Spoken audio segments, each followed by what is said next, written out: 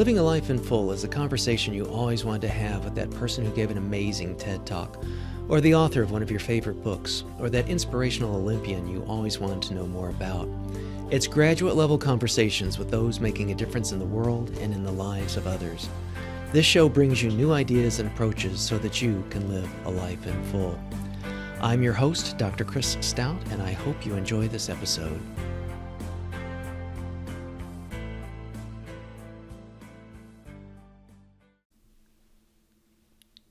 This episode is sponsored by our new video course, How to Publish in the New Millennium, from scientific journals to bestsellers. It's an asynchronous course offering, so you can watch it when it's convenient for your schedule.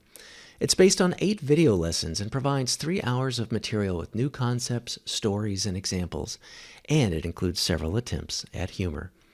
You'll learn about the best ways to submit a manuscript to a peer-reviewed journal, the mechanics of book contracting, what publishers are looking for, how to evaluate and negotiate a contract, royalties, advances, copyright, and ownership, why to never first submit a manuscript to a publisher, when you need an agent and when you don't, and the differences between publishers. You'll learn about ebooks, print on demand, Amazon's CreateSpace and KDP programs, and other non-traditional approaches to publishing, along with how to tell if a platform is of high quality or not. We do a deep dive into marketing, how to create media kits and what goes into them, along with examples, how to create a great Amazon author page, how book signings work and how to be invited to do library talks, and the economics of both, along with developing speaking engagements, promotional tours, and being a podcast guest, as well as a number of other publicity aspects. We cover blogging and provide additional resources to help you in crafting your work and making it better. This is a rich, fun, and fact-filled course that covers everything you need to know from a practical and actionable perspective. It's for anyone wanting to get their written work into the world, be it academia, popular media, or both. Join the masterclass in getting published. To learn more, please visit tinyurl.com/gettingpublishedcourse. Thanks. Welcome to another episode of Living a Life in Full. I'm your host, Dr. Chris Stout. Tim Ferriss says that Derek Sivers is one of his all-time favorite humans, a philosopher-king, programmer, master teacher, and merry prankster. Derek is an international man of mystery, or maybe contradiction. He's known and loved by millions, done 3 super popular TED Talks, but he prefers to work alone, certainly when he's working and creating, or playing, as he'd more likely call it. Derek graduated from the Berklee College of Music in Boston and has worked as a professional musician and plays a number of instruments. He started a record label, booking agency, and recording studio, and he's the accidental founder of CD Baby, which became the largest seller of independent music on the web, with over $100 million in sales for over 150,000 musician clients. He sold CD Baby in 2008 for $22 million, giving the proceeds to a charitable trust for music education, which we'll do a deep dive into, as well as his more recent donation of $250,000 in book sales to charity. He's been featured in the documentary Your Own Way Out on the highs and lows of digital nomads. Derek launched another business, Wood Egg, publishing guides on how to do business in Asia. He's lived all over the world, as well as London, the United States, Oxford, Singapore, and currently New Zealand. Derek is a sought-after speaker and author with 4 very popular books: Anything You Want, 40 Lessons for a New Kind of Entrepreneur, Your Music and People, Hell Yeah or No, and most recently, How to Live, 27 Conflicting Answers and 1 Weird Conclusion, which we'll focus most of our conversation on in this episode. Oh, and one more thing. He was a clown and worked in the circus for 10 years. Hey, welcome to the show, Derek. It's good to have you on. Thanks, Chris. It was fun to hear my life wrapped up. There you go. Recapped. Yeah, I just love it. I mean, it's such a bouillabaisse of fun, cool things and lots of surprises and twists and turns and things. So it's something I want to touch a little bit on in our conversation as well. And before we hit record, you and I are kind of grounding ourselves back. That I had seen you for the first time live at World Domination Summit back with my daughter in I think 2015-ish or something like that in Portland, which was really one of my all-time favorite talks talks of yours and things as well. So maybe a place that I would like to start off with is to talk about with one of the things, with all the variety of things that you've done. I think a connecting thread through all those is your creativity. On your website, you note that you like to make articles, books, websites, musics, companies, systems, apps, and especially new ideas. Can you say a little bit more about that, and where does that creativity spur from? Where is it usually feels like problem solving. Hmm. Um, I mean, there's two different kinds of problem solving. There's a mystery that needs to be solved, or that there's something that needs to be done. So, as a musician, I would sometimes make a mystery for myself, like, or a challenge, maybe we should call it. Like, yeah, like a challenge where I'd I'd want to combine an African bass line with a James Brown guitar part and a Beatles melody, and I'd say, like how could I do that? Like how what would be? Can I use those three ingredients to write a good song? And I would set myself out with this challenge. Uh-huh. Um, then sometimes creativity comes from problem solving, right? Like when I first started selling my own CD on my band's website, and then my musician friends said, "Oh wow, hey, can you do that for me too? Could you sell my CD?" And I went, how could I do that? Like, how can I help sell my friends' music? And that's what led to me creating CD Baby, was just trying to solve that problem because they were asking me to. And then now with writing my books, I'll just pick the newest one, for example. The book How to Live is written in a really interesting format where every chapter disagrees with every other chapter. So I got inspired to think, how could I write a book sharing everything I've learned so far in my life, but succinctly, poetically, and in a format where every chapter disagrees with the rest? And so that was the challenge I set out for myself. And it took me 4 years to do it, but I nailed it. Yeah. And but all of these things to me are super inspiring, whether I'm trying to solve a problem to help others or complete a personal challenge. So I get it. It kind of resonates around the entrepreneurial spark of solving a problem, scratching your own itch kind of a thing, and CD Baby is a great example of that. When you talk about bringing your African drumline and your James Brown and your Beatle mashup, what happens just before that? I mean, is it like you're listening to some the Beatles and then you think, gosh, this reminds me of a riff from James Brown? I wonder if we did a. Oh, no. I think what you're talking about is like there's just this creative urge for something that I think should exist, like Okay. something that doesn't exist yet, but I want it to exist. Mm-hmm. Um, and I'm assuming, I mean, you've met or had more of these conversations than I have. I am assuming that a lot of filmmakers, authors, painters, anybody that's creating something from scratch, uh, often has that same drive. Like, hey, there's this thing that doesn't exist, Yeah. and I I'm imagining it, and I think it should exist. Mm-hmm. Yeah, I think that's true, and I think part of what in my very naive perspective with around the creative aspect of it is bringing things that at some level seem contradictory, which obviously your newest book is a great example of that, and bringing them together, and then through that process there is this new creation, be it a new song or a new business or a new book or what have you. So in the process of sorting those things, and like you just said, it kind of took about a 4-year runway to be able to put this book together. It was part of this, and I know you're also very good. You're also very busy, and you also travel and you do a variety of things. But was it part of like using your well-known hell yes or no decision tool? Because I'm sure there's other opportunities that have been, popping up, or was it just, a COVID spark that got you this idea, or how did it come up that Ah. that you were able to make the bandwidth if you did need to make, or maybe you already had it vis-a-vis COVID and lockdowns, but tell us about that your runway to being able to get this book together, and was it by just saying, hey guys, I need to, hunker down and focus on this? Um, Technically, I'm retired. Uh, I You're one of the didn't most know that productive people in retirement, I think, Derek.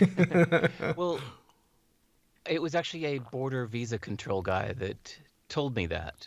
Um, it was shortly after I had sold CD Baby, and I was going to England just to visit. I was actually coming in with my bicycle, intending to try to ride my bike from the bottom to the top Wow. of the UK, Uh-huh. and um, it was actually in Brussels at the Eurostar train, and I was just about to get on the train, and they do the border control, like at an airport, they do the border control.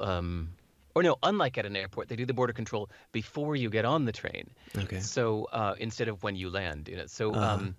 he was asking me the usual questions, how long are you going to be here? And I said, I don't know. He said, well, what are you going to be doing? I said, I don't know. Or I said, I'm just going to be riding my bike.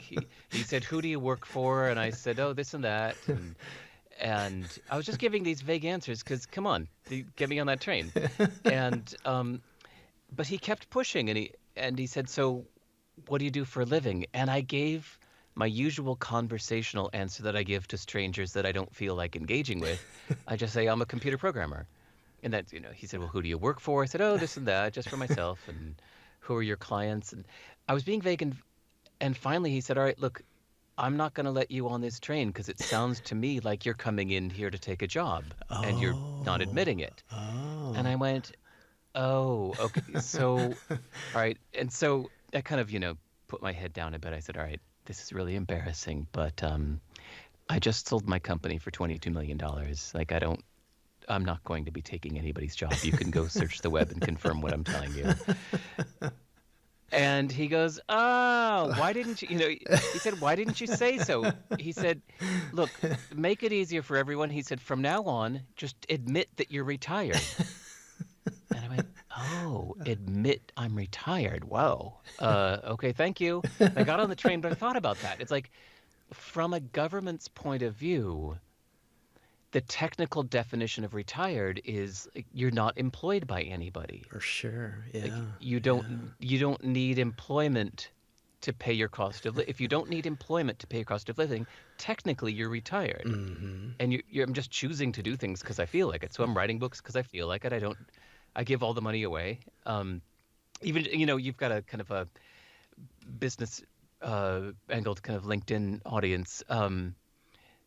So I'll say something that I don't usually get into, but even the way that I structured my book publishing company, I made it a C corporation, not an LLC or an S corp, because I didn't want any of the money to flow through to me. Mm-hmm. So all those books I sell, like literally not a single dollar of it ever comes to me. It goes into the C corp, and then the C corp donates all the proceeds to charity, all of it to just stay, Yeah.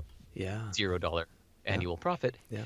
Just gives it all away. So none of it comes to me. So yeah, technically I'm retired. So first I should just say that, making time, it's like, well, this is what I do. I'm just doing whatever I feel like doing. So And you didn't I fit. You did. There wasn't a little checkbox on that guy's form, for the Derek Sivers situation. So that's. right.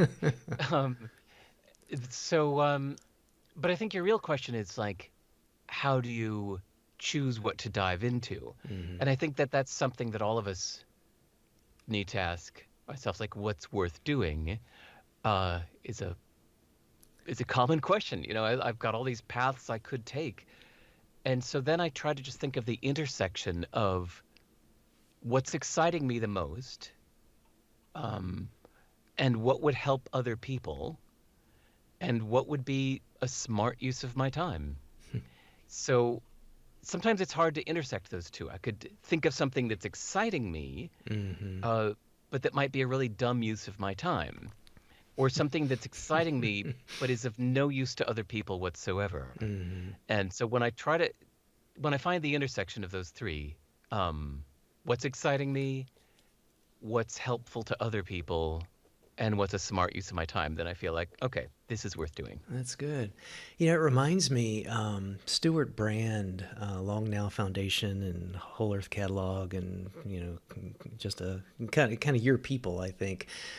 He Hmm. talks about having like a 5 year perspective. That for his model and thinking about his life is that any kind of project worth doing is probably going to take about 5 years. So similar to your book, you said it took four. He thinks books are probably 4 or 5 year projects or startups. They're 5-ish years before they really get their feet underneath themselves or what have you. I think that's to me it resonates with the hell yes or no kind of thing. And now with this kind of three-legged stool that you're talking about, where can you find that sweet spot to be able to lean into? So Yeah. do you, for like then the next things, like how is it that you then reconcile those three things when something comes to your attention or pops into your mind? How is it that you make those kinds of the decision making process to what the next thing is? Is it something always new, or is it sometimes unfamiliar, or is it iterative that plays off maybe programming or music or writing, or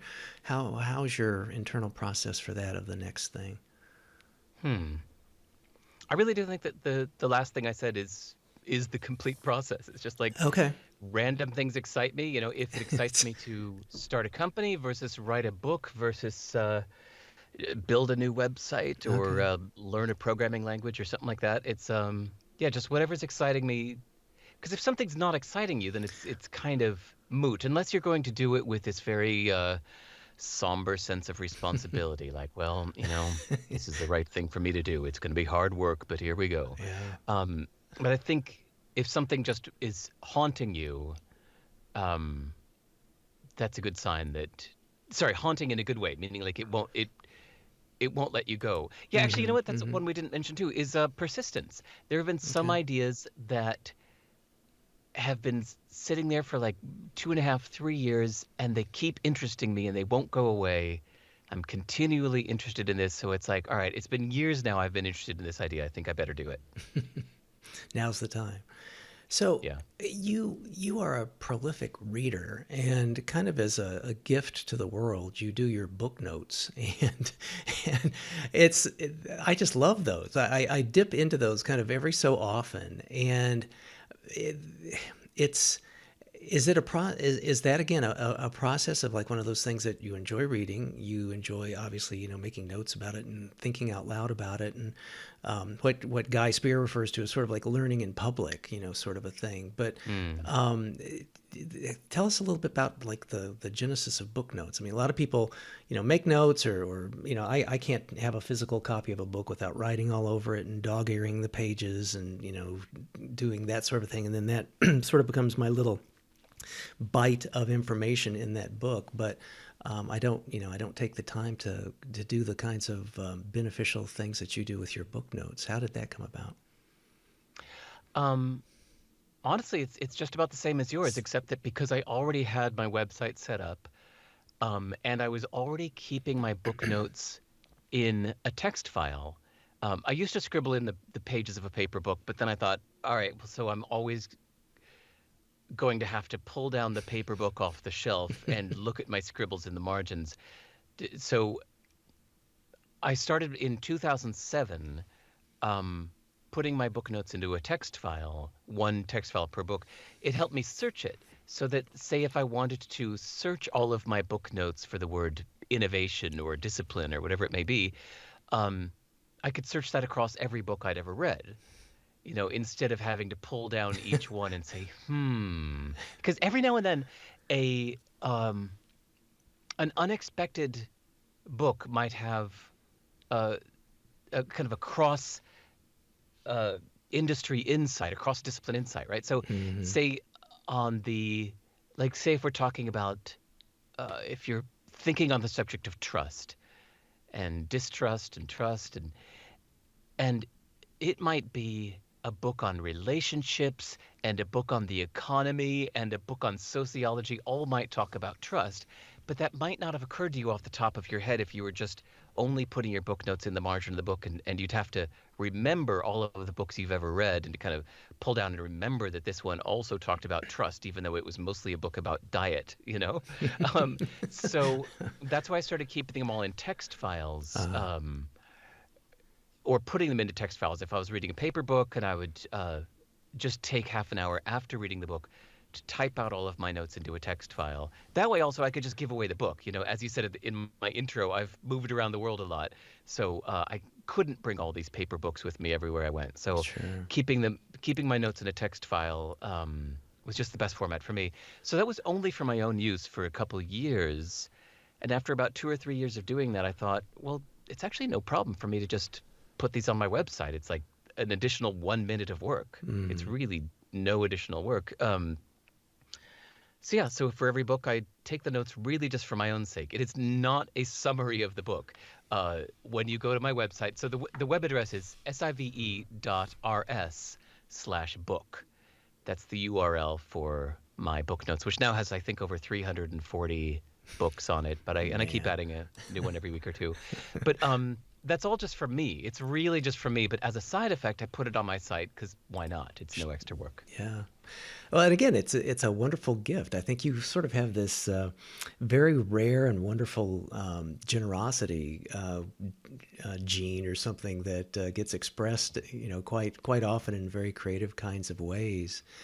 To the work part of it then. So you've been quoted in a variety of different places of that you like to be like work solo, and you like to work, a fair, amount of the day, the old joke of like you work half a day and it doesn't matter which 12 hours of the day it is. So how do you manage that? And just, because I also know you're a dad and you're physically active and things. How do you parse the 12 hours a day plus, reading the books and hiking and journaling and all the other kinds of activities that you're involved with? I think it just helps. I don't really schedule things with other people, so I just wake up and begin. So I don't know why I don't sleep much. Like 5 or 6 hours always just seems to be my natural time. So Wow. I wake up at 4 or 5 a.m. and I Okay. just start writing. And my kid maybe wakes up at 7 or 8, and I play with him for a bit, and then send him off to school. And after he's off to school, then I get back to writing or reading or programming or whatever I'm doing. I pick him up from school, we play, and then when he's out with friends or goes to sleep, then I keep working till I fall asleep. And yeah, that's it. Rinse There's and no repeat. there's no special methodology to it. I'm Wow. just Wow. always doing. I think, but it does really help that I'm remote in New Zealand. It's different than when I lived in New York City or Singapore or Los Angeles, and people want to meet up all the time because there's such hubs of innovation. Right. Is that why you Here in chose New New Zealand, Zealand? a little bit, yeah. Yeah. I Yeah. moved here after my son was born because I was living in Singapore when he was born, Uh-huh. and it's a very, very social place. And so living in Singapore, I met up with later I counted 490 people I met up with my 2 years in Singapore. So I was hyper social in Singapore, and I just Wow. needed to, and like my son was born, he was a little baby, and I just wanted to give him my time. So Oh. I was like, all right, goodbye. I'm moving somewhere where I don't know anybody in the middle of nowhere. Oh, so are you like in a rural area of New? You don't have to tell the town or anything, of course, but I mean, is it like rural or what's your geography like? I I wish. Well, at first we lived rural, but his mom grew up in New York City and she couldn't handle Oh. the small town life. So now we live in Wellington, which is the capital, but still it's I just keep my head down and keep my head down on my work. Gotcha. I have to say, the first and only time I was in New Zealand, I was in Auckland, and the Santa Fe Institute had a conference going on there, which is what got me there. And I remember, I don't know, it was jet lagged. I don't know what time of day I thought it was or whatever, but I do remember it was a Sunday morning. And I got up, and the hotel was kind of near downtown. I could have a nice walk and stretch my legs and get reoriented. and I walked by this church that had the front doors open, and you could hear the organ, and you could hear the music, and you could hear the people singing.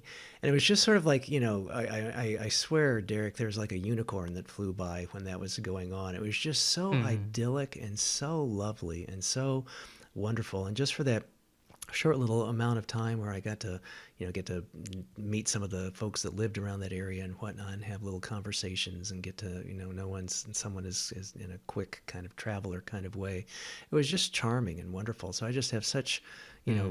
idyllic memories of what New Zealand is like. So I could certainly see that just being a wonderful place to raise your son and to have that time, Yeah. but also have that distance as well too, to be able to have Yeah. that productivity. So I know that you grew up as like this musician and technology guy, and it's somewhere I forget, I don't know how recent or distant this is, but that you were also refactoring your code and doing a Hmm. massive cleanup of your code, and that you have your own server and stuff. So in the nerdy, if we can get nerdy for a little bit and then shift into your writing, you're tech independent. You've got your own freaking server, which kind of sounds like today like a little bit like Web3 kinds of stuff. Hmm. Is that Hmm. something like, why have your own server? Just in terms of not having to be tech dependent on anything or anyone else, so to speak, or what are your thoughts about that? And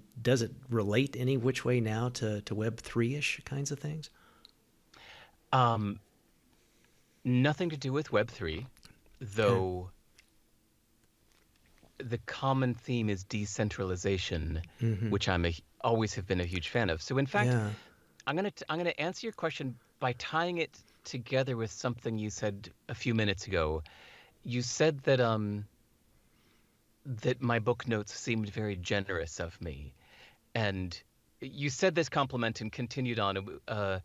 But actually, I don't think I could take that much credit for that because these things are combined.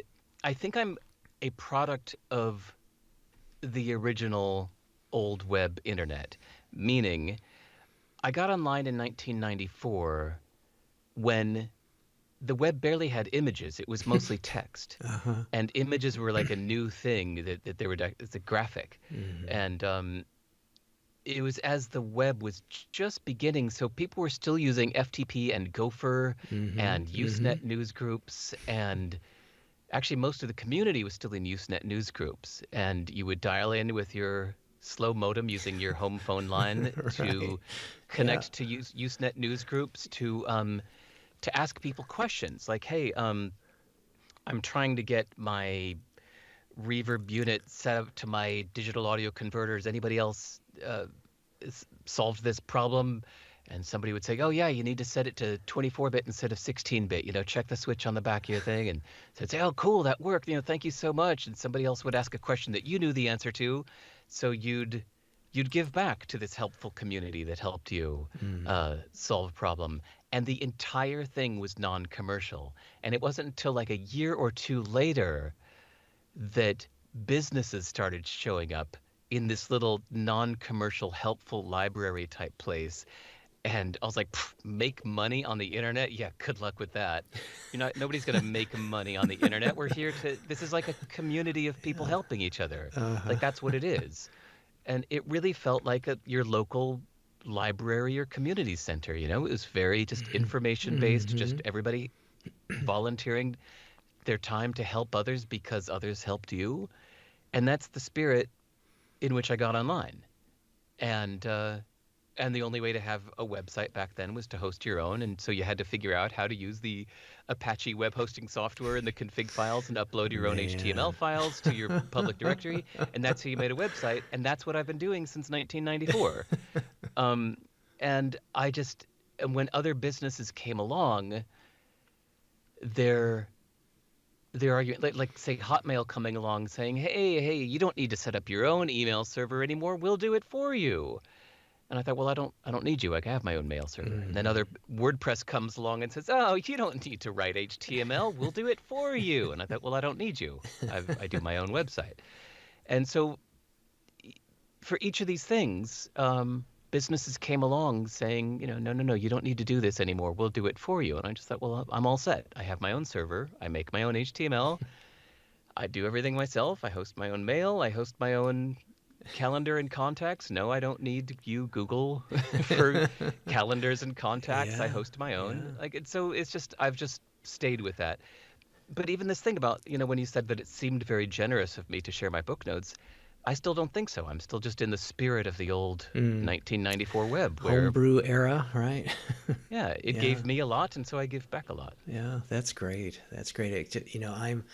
I'm a bit older than you, and it just reminds me back in the day. I was a math major because computer science really hadn't kind of propagated, at least to Purdue where I went. And I remember having punch cards and batching Yeah, stuff and writing in I remember punch Fortran and cards. yeah, all that and deck tins and stuff. And I Yeah, wrote this nice. teeny weeny program, but just because then when I transferred into getting into psychology, I was always terrified that I was going to misdiagnose someone and treat them with psychotherapy rather than give a referral to an endocrinologist if there was something wrong with their thyroid, but they were presented with anxiety or depression or something. I just took this old Ashton Tate D-Base 3 Plus program and like just wrote. It's hardly even like I hate to even call it a program, but just kind of wrote what I needed to do to be able to put in a person's symptoms and then to kind of sort and give a probabilistic answer as to, well, this probably is really Wow. psychological versus you probably should give that referral, Chris, to someone that's can deal with their thyroid. So maybe it's again kind of a reflection back of kind of how you the things, the problems that you were trying to solve, and just kind of taking the tools at hand to be able to do it. So, all right, Mhm. I have one last obligatory techie question, and then we can get into the book. I don't know how much you follow. I feel like just totally out of my depth with anything that's Web3 and NFTs. I did have a guest on that tried to hold my hand and explain what blockchain and stuff like that was all about, but it seems like with your tech background and the the independent kinds of things vis-a-vis servers and all that, do you have any thoughts, or is this on your radar of like music NFTs? Or like I read that I think it was sound.xyz has a like a curated platform where people are making NFTs out of some of their songs and limited editions and stuff. Is that something that you're curious about, or you have opinions about? In short, no.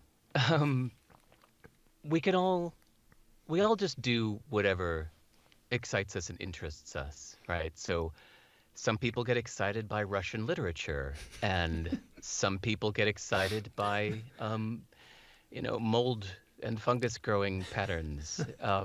Some people get excited by NFTs and MetaMask and blockchains and Web3, and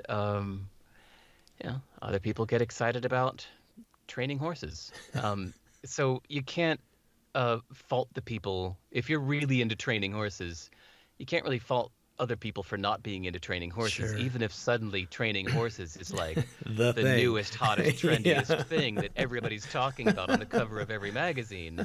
And they're like, God, why aren't you into training horses? Well, what do you mean you're not into training horses? Everybody's training horses now. Why aren't you? It's like, And I are don't you know. investing in training in horses too? I got this Just deal. just because everybody else suddenly got excited about training horses doesn't mean I need to get excited about training horses. So, I mean, I know, I understand all of that stuff. And since I've become a programmer, just over the years, I didn't start out as a programmer, but just over the years, just building my own website, then building CD Baby and running it, I always just did all the programming myself. I didn't have a team of programmers, it was just me. Hmm. Um, so I know how to program, and so I built my own blockchain. Like when I heard about blockchain, it's called like a Merkle tree, and I was like, oh, that's kind of interesting. Okay, so each refers back with a hash, and so I built my own blockchain just to kind of learn how that works. And Wow. I I bought a bunch of Bitcoin back when they were like $1 each, and I transferred them to some other people, and then some people transferred some to me, and I went, okay, that's kind of cool. I see. All right, the distributed, you know, Hmm. Hmm. uh, distributed ledger. Okay, that's kind of cool. I see how that works. And then suddenly my Bitcoins that were $5 now were worth $5,000. I was like, oh, that's kind of cute. Like they went up in value. I was like, well, I don't need these anymore. And charities do. So I gave all my blockchain, all my yeah, all my blockchains. I gave all my bitcoins to charity, and yeah, Ethereum came out, and I learned about smart contracts, and I made a little test to see how that works. And I think Web3 is just the term they give it now is trying to make a catchy name for it. But yeah, I mean, I get how it works, but it just doesn't interest me. Hmm. And I think I'm guessing, I don't want to assume people's motivations, but it seems from the outside like most people are excited about it because they think they're going to make money with it. Yeah, yeah. And if you remove the money aspect, they're not so excited. So I saw this happen in the music industry. I was in the music industry in its heyday in the 90s when a lot of people were making a lot of money and they were really excited about it. And then as soon as, say, like the end of the 2000s came and not as many people were making as much money, a lot of people left it because it wasn't so exciting to them anymore because they weren't making so much money anymore. They just follow the money. Hmm. Hmm. So it was always a good test of how intrinsically somebody is motivated. Are they coming in just when the money shows up, or are they sticking around after the money is gone? Yeah, well, and again, that reminds me of what you just said too about the whole aspect of, being able to provide helpful tips and build these kinds of things and be helpful to a community. And then all of a sudden there's this monetization aspect or commercialization aspect of it that just kind of, I don't know, certainly makes for people doing inappropriate, not nice things, and just kind of also spoils the community aspects of it too, I think. So, all right, well, Yeah. good. I had, because I just, in my head, when I was thinking about, things to discuss, it was sort of like this whole, aspect of this, but knowing also that you were, really kind of an early digital nomad in some sense of, just even having Yeah. your own server. So, well, let's shift now and talk about publishing and your books. My first book of yours was Your Music and People, and a couple little fanboy things I just have to say. So, in full transparency, I really enjoyed that really kind of got me into wanting to know more about you and the talk that you'd given at World Domination, et cetera. It was just sort of like, okay, here we go. This guy's got does cool things, and I need to learn more. And I also, I probably shouldn't be saying this because it's a little bit embarrassing, but like I also downloaded your audio version of it, and it was just sort of neat to hear. The you have a wonderful voice, and the way that you talk about these kinds of like just reading your book in your voice was just really kind of a fun thing to do, as well as now with your new book. So having said that, and embarrassing myself, your latest book is How to Live: 27 Conflicting Answers and One Weird Conclusion, and you've described this as your best work. So, first off, how did you come to it, or how did it come to you? By the way, thank you. You're welcome. Well, by the way, thank you. That's very nice. Um, so there is a book, maybe my single favorite book ever written, is called Sum, S-U-M, by David Eagleman. And what I love about it is that it's 40 short little stories, just a few pages each, that all answer one question, which is what happens when you die. But every chapter answers it differently. So it's a collection of 40 short stories, seemingly by 40 different authors, but actually by the same guy. So it's like as if you asked 40 different people with 40 different opinions, what happens when you die? Tell me a little story about that. And the 40 people answer it in 40 different ways, all disagreeing with each other, of course. And I love that format. And so I read the book twice over 2 years because I loved it so much. And then one day driving down the road, I just went like, oh my God, I want to write a book called How to Live in that format. Because everybody's got their different answer of how they think you should live. Some people Yeah. think it's, do you need to be driven by habits? And some people say, no, you need to be driven by the big picture, the big goal. And other people say, no, you need to live every day in the moment and just, live in the now, the power of now. And somebody says, no, it's all about leaving a legacy. this is what money, or this is what it's all about. And somebody said, no, no, no, follow the money. Money is a neutral transfer of value. That shows you where you're being of best use to the world. And somebody else will say, no, man, it's all about love. Life is love. Everything else you said doesn't matter. It's just love. And each of these people writes a book telling you that their answer is the answer. And it's funny, as somebody like you and me, we read a lot of books. We've read a lot of conflicting opinions. It's kind of funny then to read a book that says life is habits, and somebody else says, no, life is love, and somebody else says, no, life is money. And they all disagree with each other. And I thought, how fun to write a book like Some, but about how to live. And each chapter will disagree with the rest. And I don't know if you had this, like when your daughter was born, this feeling of like, I want to share everything I've learned so far, just in case I die before she gets older. I want to put everything I've ever learned into writing so I can share with her the lessons that I've learned in life and want her to know. I wanted to do that when my son was born. And so How to Live is also me doing that. It's like taking everything I've ever learned in life, the most important things that I'd want to pass on to my kid, but then categorizing them into this format of, one chapter says, live for the future. And another chapter says, commitment. Here's how to live, commit. And a different chapter will say, here's how to live, be independent, which is the opposite of commit. It's completely disagreeing with it. But it was a way for me to share everything I've ever learned in this wonderful format. But then along the way, I realized that the whole thing had a conclusion, that all of these conflicting worldviews do reconcile. And so that's what the surprise, weird ending is about. Well, and it really is, you lead the reader through the journey of that, the juxtapositions, like of, teeing up that end, which people need to get the book and see how that works. But, I felt like such a lame brain as I was reading it, because I'm thinking, oh, Derek's saying this? And it's like, oh, well, maybe that seems a little surprising that he would think that. And then, and I read a little further, it's like, oh, and then I read a little further still, and it'd be, oh, so it's really kind of a, there's a certain, I don't know, it's like the emperor has no clothes. There's, there's so many different kinds of ways to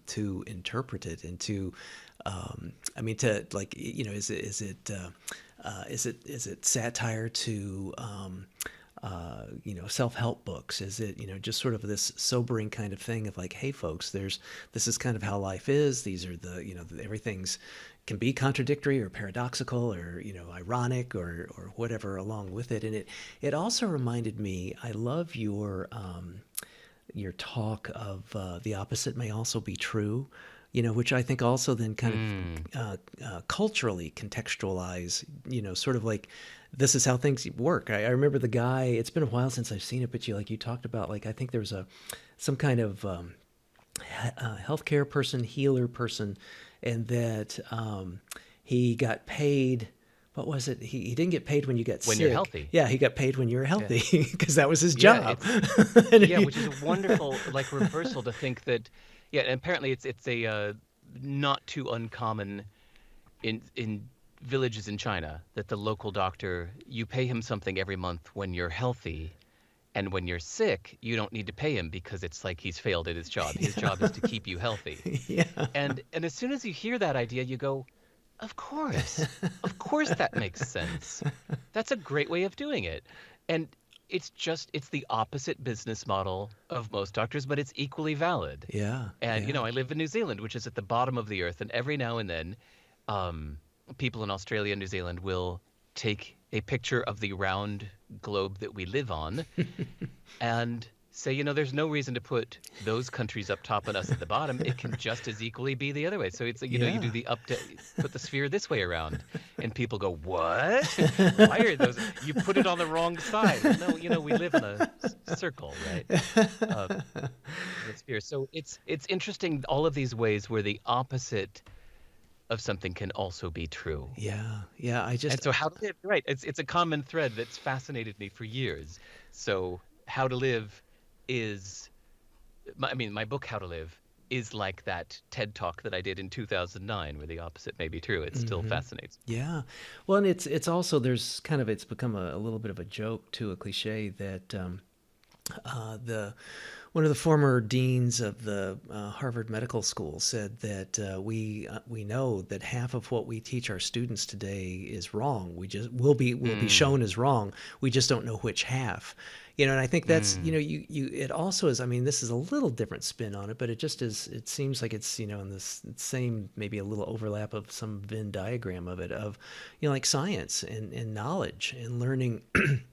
Like how the more data we get, the more we, let go of these past, orthodoxies that everybody gets taught or everybody believed was true until, that black swan event occurs, or there's something that kind of, proves that, either the opposite may be true simultaneously, and it's all perspective and culture and circumstance, or certain kinds of things do obviously change over time and evolve or grow or devolve or fall apart. And so and it's yeah. sort of with your book and these in the TED talk, it's sort of like it almost makes me feel like, gosh, it's refreshing to kind of be reminded of these kinds of things. And through the process of your book, it just says it so full-throatedly in so many Mm. different kinds of ways. It's sort of like not just, the Chinese healer. It's like, oh yeah, this way, and then you keep reading and go,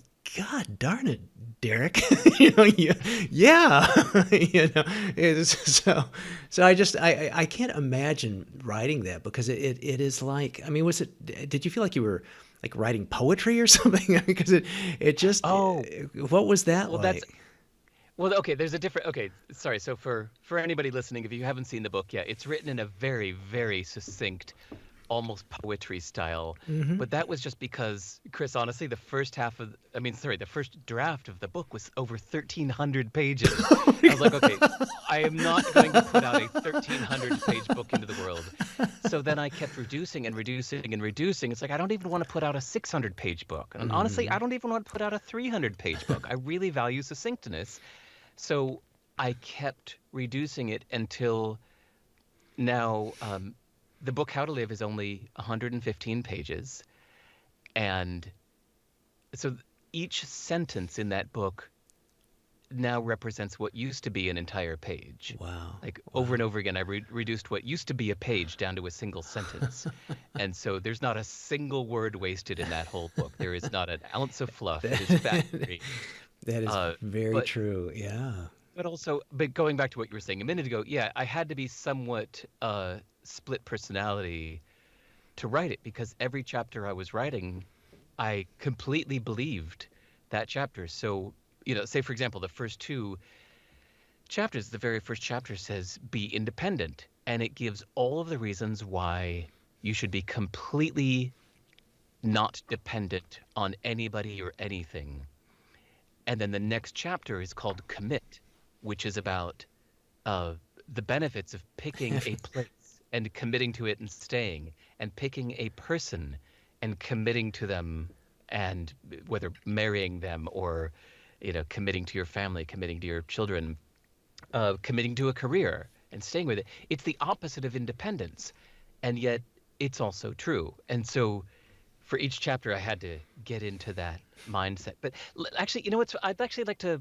I'm going to ask you about something to see how this idea resonates with you, because I've never talked about this before. But I often think in terms of what beliefs are useful. They don't have to be true, but how are they useful to you? Hmm. And so imagine that you go on a long run every day. Um, And when you're on your run, you have plenty of time to think. So you often think about the motivations to get you to the end of your long run. So you used to often imagine a pot of gold at the finish line, and you'd say, well, I have to get there first, otherwise I don't get any gold. And that used to motivate you to get to the finish line. But then one day you try imagining that there's a tiger on your tail and he's just, just a foot behind you for the entire time. And that motivates you better than the imagining a pot of gold. And then, so then you use that for a while. But then a running uh, expert looks at your technique and says, try imagining that the ground is hot lava. And so you try that, it helps you stay on your toes and lift up your knees more. And so even though it doesn't get you to the end faster, you arrive less tired. And then one day you do this experiment where you try closing your eyes for your entire run.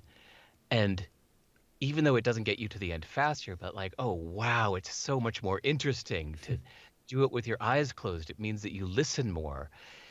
And after you've done the run a lot of times, you think, you know what? I want to improve this trail for the other people that do this run and that may do it for generations. So you start bringing a shovel with you and stopping every time you see a hole and you fill it in, or every time you see a bump or a root in the way, you get it out of the way. And so, of course, you're not optimizing for travel time, but you're making the path better for everybody that comes after you. So each of these things are a completely different approach to your run. But now imagine if somebody came to you and said, okay, well, what is the right answer? Which is the correct way to think about running? Or what if somebody came along and said, I've just written a book that says the correct way to think about running is there's a tiger on your tail. This is how you need to run, everybody. And you think, well, yeah, I did that. Mm-hmm. It works in some ways, but that's not the only way to run. Mm-hmm. And this is how I think of beliefs, is that, for one, most importantly, it doesn't matter at all whether they're true or not. True has nothing to do with it. We're not Right. looking for what's true. Yeah. We're looking for what works for you, because our actions are driven by our emotions. And what changes your emotions? It's not facts, it's beliefs. Like, Mm-hmm. beliefs are what change your emotions. So all that really matters is not what's true, but what you believe. That's what changes your actions, and that makes all the difference in the world. So yeah, I mean, how does this whole idea of useful or true, like, how does this work for you? You personally, Chris. I don't mean you and listeners. Um, it reminds me of, I have to kind of lean into my psych stuff. Like, there's the whole aspect. There's a guy named Leon Festinger, and he had a concept called cognitive dissonance. And, I think it gets back to like looking at yourself and who you see yourself internally to the external world. So, am I a person who would do something dumb? And if I am and I do something dumb, then that kind of fits into my worldview, and I shouldn't have any dissonance between, doing something dumb because, well, hey, I'm dumb. That's what I do.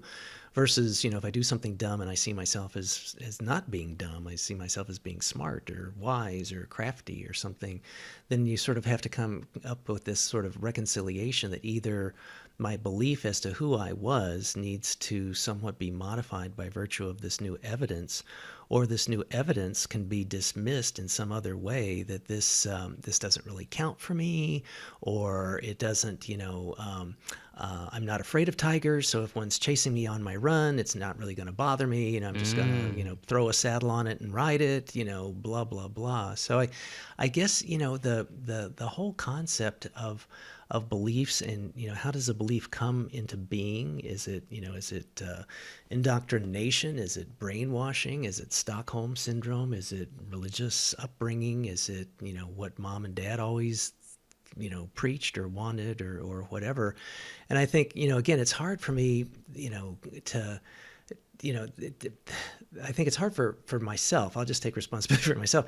I know it's hard for people in general, but it's certainly hard for me to try and sort those kinds of things out, and really, I guess I have to talk to trusted friends, or my family, to kind of say, hey, I'm thinking this, it doesn't quite fit right or feel right. Maybe it's just too new and I need to break it in, or maybe I'm misinterpreting something, or maybe I've got this, all wrong. And sadly, these kinds of things for me personally come up, like when there's been some kind of conflict with, with someone in my family, or with a friend. So I don't know, it's probably a bit of a rambly answer, but I don't know if that really gets to it. So, push me if I'm not quite what you were thinking, or what are your thoughts about my my gibberish here.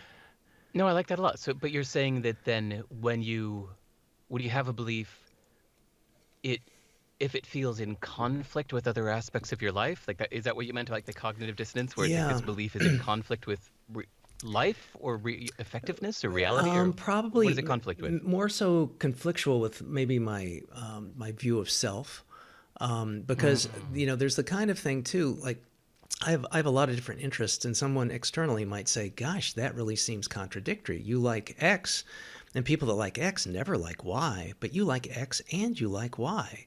And so they could either say you're a hypocrite, or Hmm. you're complex, or isn't that interesting? Tell me more. How is it that someone that thinks this way can also think this way? So I guess it's that sort of it's more so like of from a psychological perspective of how a person views themselves, or how I view self, my being, and am I the kind of person that would do what I just did? And it's sort of like, well, Ah. did I maybe I need to question why I did what I just did. Was it purposeful? Was it just I wasn't thinking? Was I being sloppy?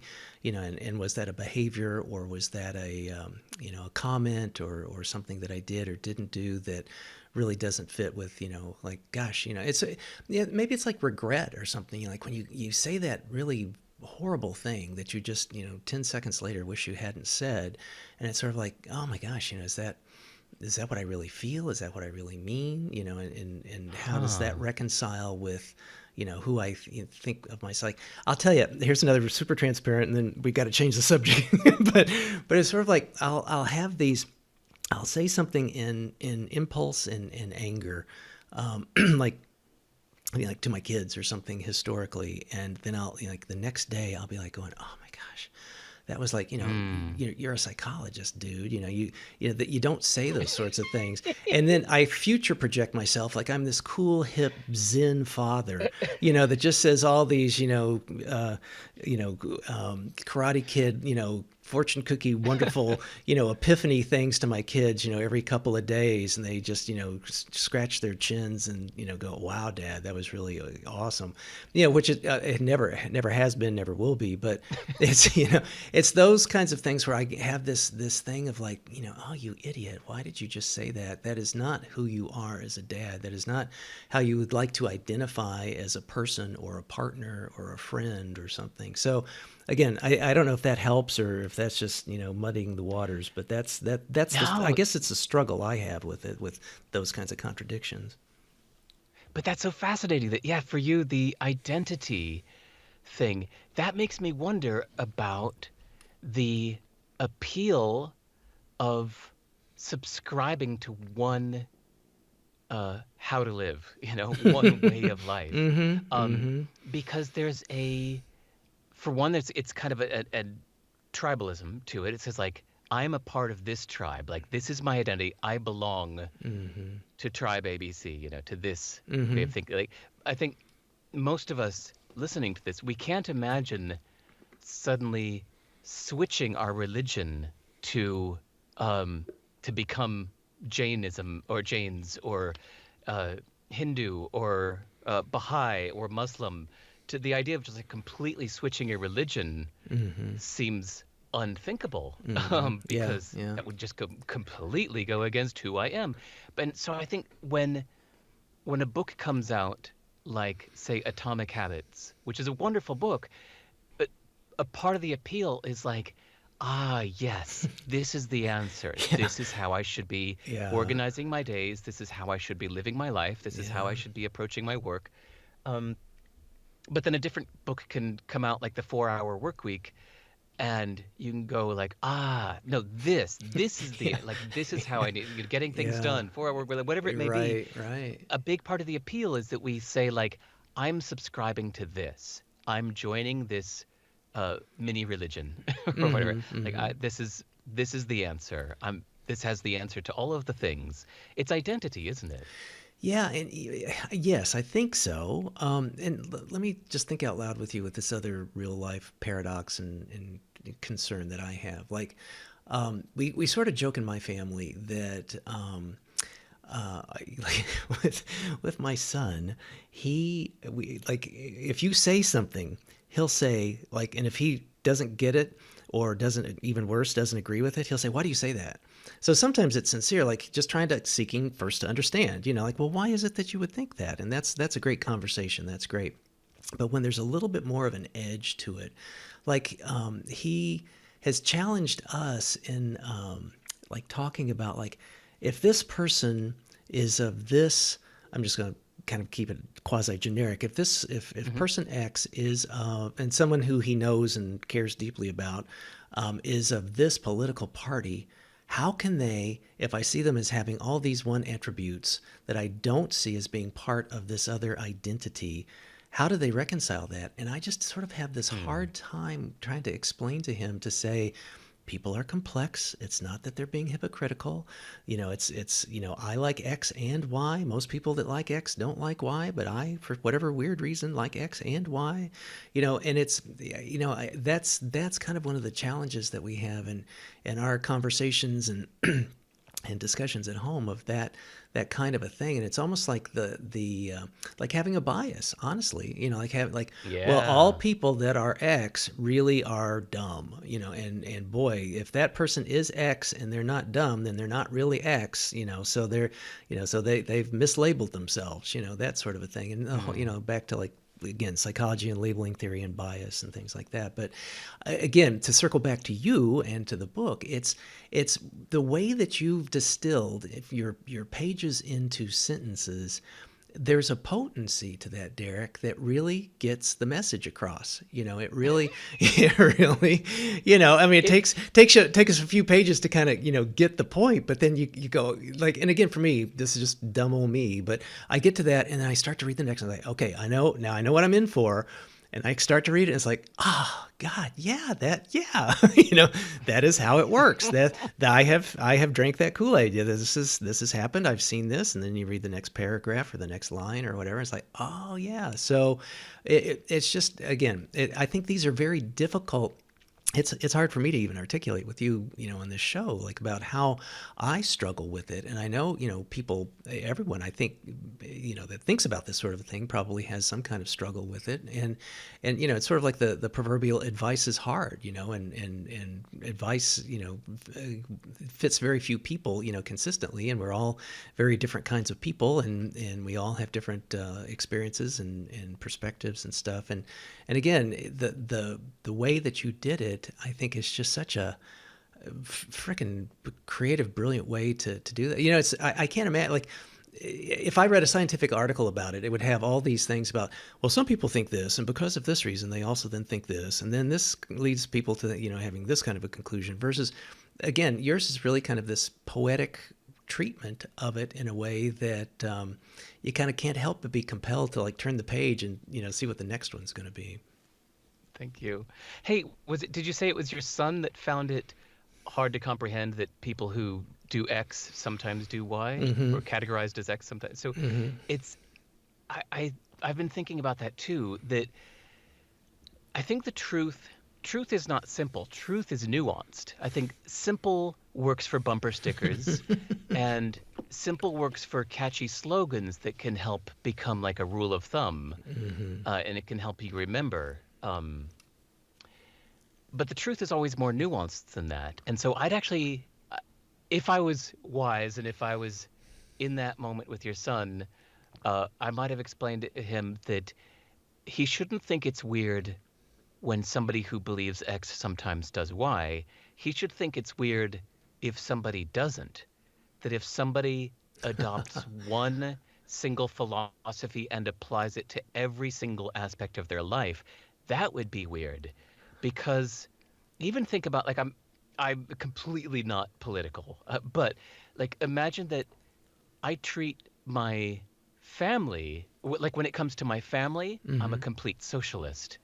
When it comes to my neighborhood, let's say I'm liberal or something. When it comes to my country, I'm a libertarian. When it comes to the world, Yeah. I'm Green Party. I want the world to be but and so yes, those are I can hold different approaches, but it's because the truth is more nuanced. It's to different aspects. I don't take, say, if I'm libertarian when it comes to my federal politics, I don't apply that same libertarian approach to my family. That's ridiculous. Mm-hmm. So it would be weirder if somebody said that they were X and applied X everywhere in their life. In a way, I'd say that was a hint that they weren't thinking clearly, Mm-hmm. that they were just trying to be dogmatic instead Yeah, of realistic. I like that. Yeah, I like that. And in my as a thought experiment, I can't imagine anybody that I know that would actually be that way. So that's good. The variation on that that's the weird thing. So all right, good. Okay, thank you. I will be Venmoing you for our therapy session today, Derek. Thank you so much. Well, no, it's this subject has been fascinating to me because I ended up reaching out to the author of one of the best philosophy books I've read just last week to ask, like, is this a thing? Like the story I told about the running and the Uh-huh. pot of gold versus the tiger on the tail versus hot lava versus, closing your eyes. Mm-hmm. Um, because when it really comes down to it, it can be summarized by saying, I want to believe what's useful, not true. Whereas philosophy and philosophers always seem to focus on, yes, but what is true? What is reality? I'm going to debate this with you and figure out which one of us has the right answer for what's true. But just the whole conversation seems moot to me because, well, for one, I want whatever's useful to me. So, hey, if you're saying the pot of gold is the most useful to you, great. Well, tiger on the tail is most useful to me today. It might not be most useful for me tomorrow. And in fact, I really enjoy imagining different things on my daily run. I like switching approaches. So even switching is useful to me. Like sticking with one for the rest of my life wouldn't even be useful. Yeah. So Yeah. I want to adopt a philosophy that works for me to get me where I want to go today, which might be different tomorrow. I like that. It's, just a quick little segue too, because like you think about the scientific method and, we started off with this talking about beliefs, I think. And what you just now said maybe is what triggered this of like, trying to find truth and looking at it from a philosophical perspective. But like if you even apply a scientific perspective or even the cliche joke about the Harvard dean's comment that, in science, you try and prove the null hypothesis, so to speak, or disprove the null hypothesis, sorry. And that you want to have a probability that within 0.5, 0.05 or 0.01 level of confidence. And there was a fellow, I forget if he's University of Toronto, somewhere I think in Canada. He did a study, published it. I think it was in something in medicine or healthcare. And someone, is often the case in that area, tried to replicate his study. And they tried to replicate it, and they did not get clinically significant or statistically significant findings. So this kind of freaked out, the original author. And, he then read their paper and wondered maybe where they varied from what his methodology was, and he really couldn't find anything. And then it just kind of irked him. So he ran his own study with new subjects, etc., and he himself did not get the same results.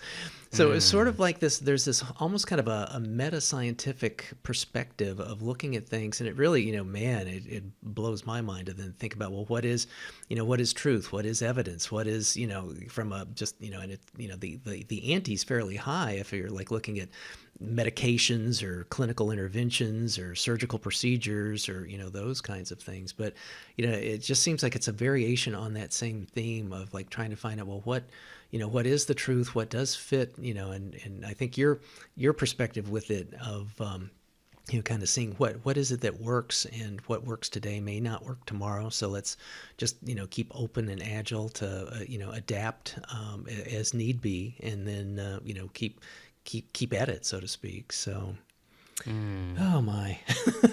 Well, even the replicating studies. So Daniel Kahneman, who wrote Thinking Fast and Slow, was criticized a few years after that book came out, saying, some of the tests you did in there, we couldn't replicate them. How dare you? Let's debunk this whole thing. But once again, I come back to useful versus true. Yeah. If, say, one of his findings in there said that I'm just going to pick one that wasn't in his book, but it's like related.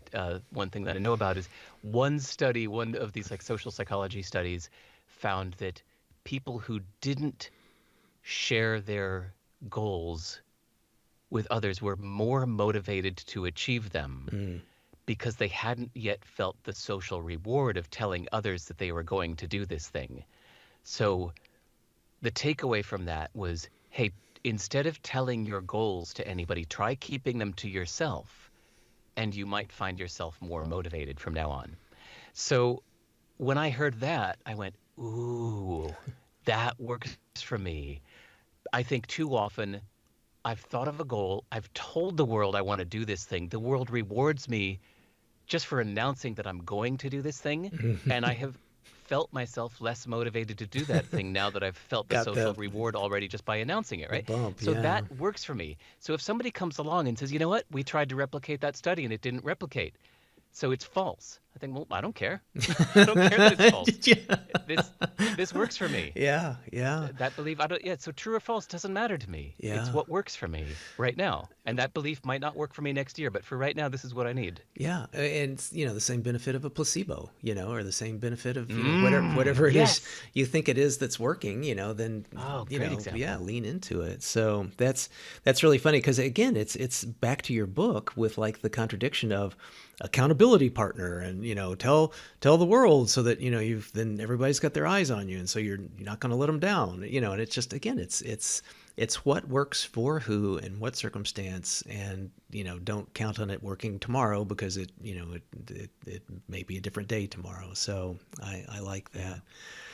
Well, listen, I know I'm I'm very much enjoying this. I do have a couple other things I want to ask you about if you're good for time. Yeah, we're good. So, Let's go. so I love, I think when you and I reconnected about getting to do this show, one of the things I had just written a piece for LinkedIn called "The Sting of Moral Clarity," and it was basically that was spurred by a conversation I'd had with Charlie Bressler, and Charlie Bressler was a guy that volunteered to kind of like co-found with Peter Singer the nonprofit entity called The Life You Can Save, which is a homage to Peter's book of the same name.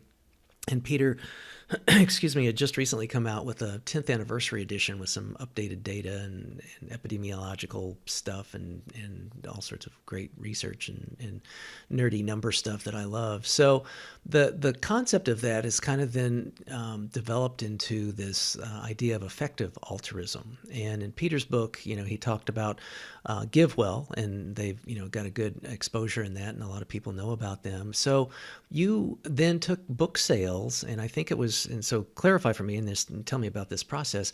I think it was through Give Well, then you found out about the Against Malaria Foundation, and then donated at least $250,000 of your book sales to that. So, bravo, by the way. But tell us about that process and the again, I'm going to say it again, Derek, the generosity that you have with these kinds of things.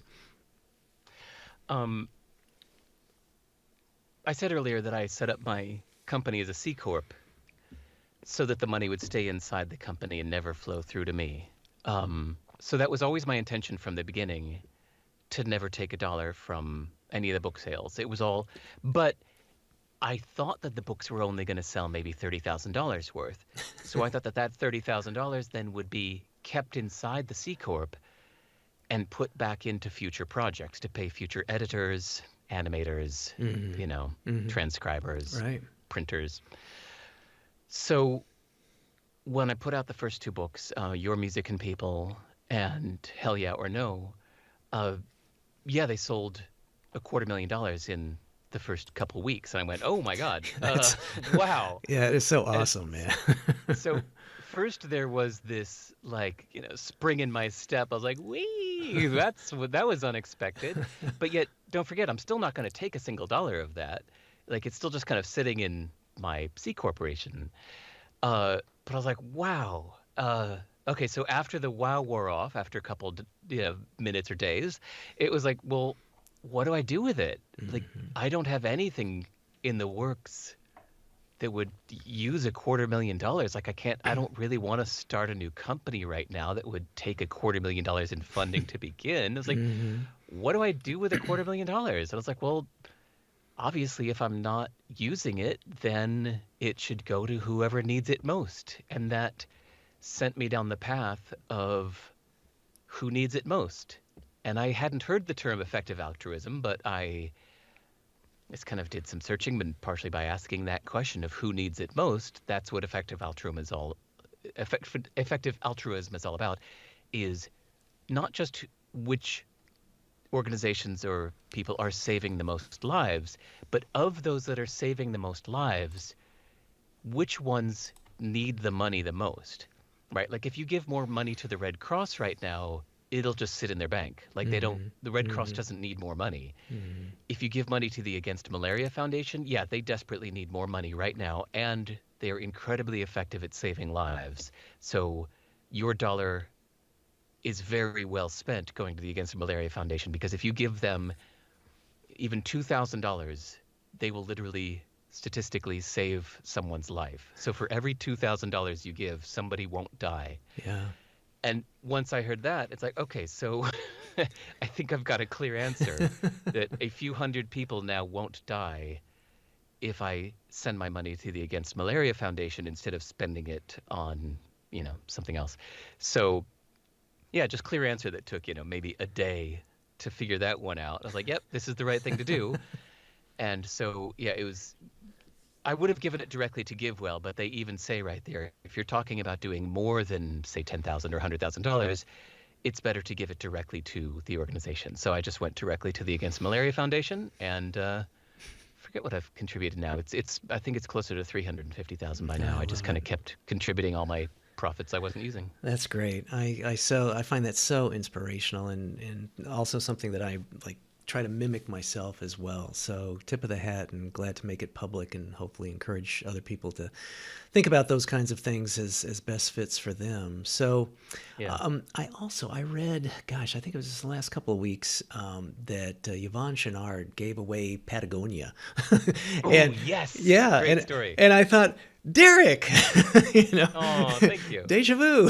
So now from what I think I know, and this is, I just, maybe we can kind of wrap up with this, because I love, these kinds of threads through all the guests that we have on the show, because they're generous, they're philanthropic, they're humanitarian, etc. So you created, and correct me if I get this wrong, the Independent Musicians Charitable Remainder Trust. And that was what CD Baby and Host Baby, with its sale, then went into. And I think that's what Yvonne did as well, too, with selling. I don't know all the details of Something his like and that, stuff. yeah. Yeah, something along those lines. So that's different. Is that like what is it, 4947A2 versus a 501c3? I'm not. I'm more up on my tax codes about 501c3s, but is that what it's structured like? Or tell us about it, and how that gets distributed, or how that works, or how you put that together. Well, I'll just describe the mindset, kind of like I just did with the books. It's like there's this initial kind of, oh my God, look, I made a lot of money. Then the second thought is, but I don't need it. Yeah. And in fact, I don't even want it. Mm-hmm. So if I don't want to be like the dragon in the mountain just hoarding my gold, like in The Hobbit, just Right. Smaug sitting on a pile of gold, right? What's that for? Yeah. It should go to who needs it. So to me, it's like, it's not social signaling. In fact, when I first did it, it was intended to be a secret, and somebody outed me later that I had done it. But it was a secret at first. So it wasn't social signaling. It was just it wasn't even altruistic, because you got to understand, like, CD Baby was very profitable. It wasn't like a startup that had tons of investors and was deep in debt and only broke even when it sold. It's like, no, I was the 100% owner. I had no investors. It was making like $4 million a year net profit. Wow. When I sold it. So I had already paid off all my debts. I already had a few $1 million in the bank. Just, that I wasn't even using that. It was just sitting in a Vanguard account. And so when the sale of the company came along for $22 million, it was like, oh my God, wow, $22 million. It was a little bit of a problem. Like, what do I do with this? And I considered like moving to San Francisco and becoming an angel investor, and I really considered Which a lot that. of people do. Yeah, There's plenty of folks that Yeah. that situation you were in, that's kind of their next rung on the ladder. So Yeah, I mean, I actually even kind of dabbled in it just the tiniest bit, but just like, kind of like you asking about Web3 earlier. It's like, I just have no interest in this. I Yeah, just don't care. yeah, This does not excite me. I yeah, hate yeah. listening to startup pitches and I can't. PowerPoint presentations and Yeah, like from what I trying to know of figure out you, what. Derek, I mean, that just seems Ugh. so antithetical to your creativity, and oh my gosh, that would just be Yeah, horrible. yeah, and it- even that act was really alienating for me from the entire entrepreneur community because having sold a company, people put me in the category of tech entrepreneur. But every time I was meeting all these entrepreneurs, I felt like, man, I've got nothing in common with you. They're talking about getting their Series A, da da da da, da, their angel round, something something they're trying to do, and they're meet their Q3 results. I'm just like, what the fuck are you? Ugh, I hate this. I need to leave now. I'm getting tired. Anyway, Yeah, so yeah. so yeah, just philosophically, I was like, what should I be doing with this $22 million? And so that's when the big idea was, you know what? All of this money came from musicians. It really should all go back to musicians, like the next generation. It's almost Love like it. the previous generation of musicians will fund the next generation of That's musicians cool. through CD Baby. And so my lawyer that was helping kind of put together the whole sale deal of the contracts and all that stuff, he actually had a background in tax law. So he said, all right, well, the deal's looks like the deal's accepted. So what are you going to do with the money? And he was just kind of being conversational. Hmm. I said, well, I'm just going to give it all away. And he said, wait, are you serious? And I said, yeah, I'm serious. He goes, no, I mean, are you really, really serious? Like, are you completely committed to giving it all away? And I said, yeah. And he said, because if you really are, and in like an irrevocable, can't ever change your mind kind of way, No tech backs. we could structure this in a much smarter way. I said, what do you mean? He said, look, if you personally, Derek, sell the company for 22 million, then $22 million will come to your bank account, and immediately 7 million or so will go right back out to the IRS, and you'll give $15 million to charity after you've paid your taxes. I said, yeah. And he said, we could transfer the company into a charity now. It'll be irreversible, so even if the sale doesn't go through, it's too late. Your company will forever be owned by a charity. I said, uh-huh. And he said, but then when the purchasing company buys it for 22 million, they will pay the charity the entire $22 million. None of it will touch your hands, and there will be no tax on it, and all 22 million will go to charity. I said, oh, okay, well, that's what I want then. He said, are you sure? You're serious? The entire 22 million will never touch your hands. I said, yep, that's what I want. Wow. And to me, it was Wow. just a no-brainer. So yeah, that entire 22 million went to charity. And wait, but there's one little catch, is that the charitable remainder unitrust is set up in such a way that it's usually only done by older people doing it shortly before they die. Mm-hmm. It's this idea of like, put everything I've got into a unitrust, which then pays out a certain amount of its proceeds, of its assets, to me personally every year. So the minimum I could set that to was 5%. Like by law, the smallest you can set it to is 5%. Uh, So every year, the charitable trust pays out 5% of its assets to me, and that pays my entire cost of living and more. So that's why when I say I don't want to make a single dollar from the sale of my books, it's because of that. My cost of living is way covered. I'm all set.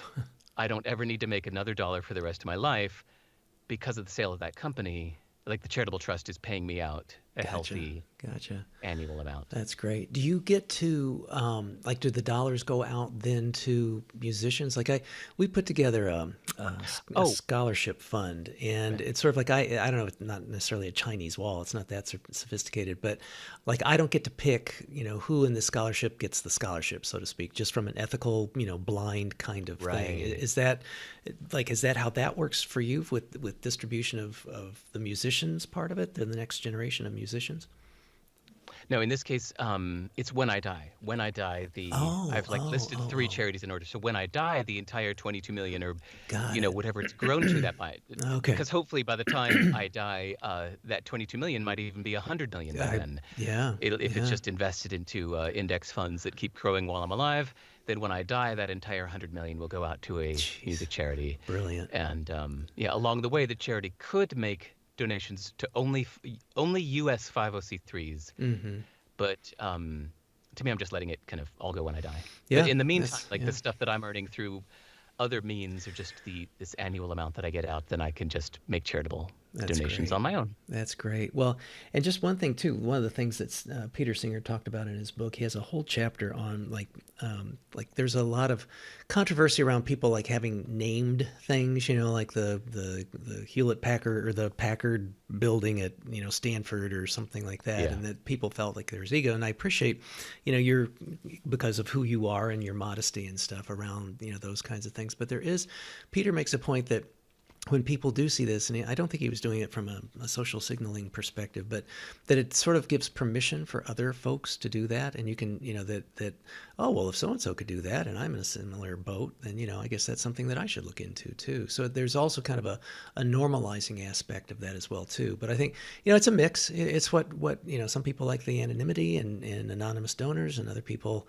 like to, kind of say that this is, hey, if I could do it, pal, this is something that other people might want to consider as well too. So anyway, I think that's an interesting knot to kind of untie. So, well, you know what, Chris, it actually, to me, that comes back to the daily run, the pot of gold versus the tiger on your tail story I told earlier, which is like whatever works for you. If the dream of having something called Rockefeller Center named after your family, if that motivates you and that's what gets you to give away $100 million is because you want to have your name on it, hey, whatever works for you, sure. And other people stay anonymous, and that's what works for them. They'd rather be completely anonymous because they don't want the hassle. Then that's what works for you. There's no right or wrong answer. Whatever gets you to give the money to people who need it more is a good answer. Yeah, hear. Well, thank you, Derek. You are the master of insightful brevity. Is there anything you'd like to say to wrap up our conversation with?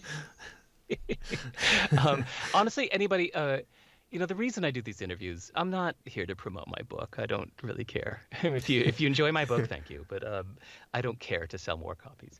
The reason I do these interviews is honestly for the people I meet. So if you've listened all the way to the end of this interview, go to my website and send me an email. I don't have any team of people. It's just me, and I like hearing from thoughtful strangers. So go to my website is sive.rs, and the contact link is right there on the homepage. And send me an email and introduce yourself. Say hello. Great, and I will put that in the show notes so people can look those up as well too. So thank you again for just what you do and all the content and the distillation and the sharing and stuff, and the 501c3 and the trust and everything else. I think you're a wonderful role model, and you're just such a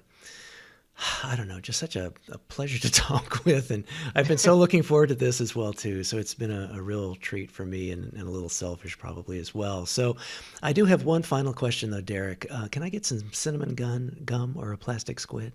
Plastic squid. And listeners, you'll have to look that one up. Called Anything You Want to learn the context of that joke. All right. Thank you so much, my friend. I'm looking forward to what comes next. And again, just enjoy everything you do. Thank you so much for the time today, my friend. Thanks, Chris.